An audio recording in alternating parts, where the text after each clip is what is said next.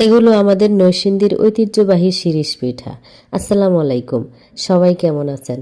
আশা করি সবাই ভালো আছেন। ঈদ চলে এসেছে, আর পিঠা না বানালে ঈদ কি করে হবে? ঈদ এলেই আমাদের নরসিংদী অঞ্চলের ঘরে ঘরে তৈরি করা হয় নানা পদের পিঠা। আমাদের নরসিংদী এলাকার এই পিঠাকে জালি শিরীষ বলে। ইনজেকশনের দেওয়ার শিরীষটাকে সুই দিয়ে অনেকগুলো ছিদ্র করে তারপর চাউলের ডো দিয়ে তৈরি করা হয় ঐতিহ্যবাহী এই শিরীষ পিঠা। আমাদের নরসিংদী অঞ্চল পিঠা বানানোর জন্য বিখ্যাত। ঈদের দিন গুস্ত না হলেও চলে, কিন্তু পিঠা না হলে চলে না। এই শিরীষ পিঠা দেখতে যেমন সুন্দর, খেতে আরো বেশি মজাদার।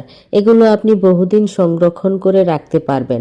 আমি আজকে 1 কেজির মতো চাউলের গুঁড়া নিয়েছি পিঠা বানানোর জন্য।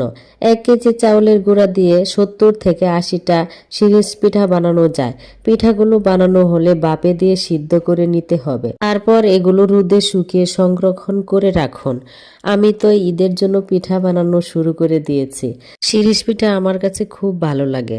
আপনাদের কার কার এই শিরীষ পিঠা খেতে ভালো লাগে?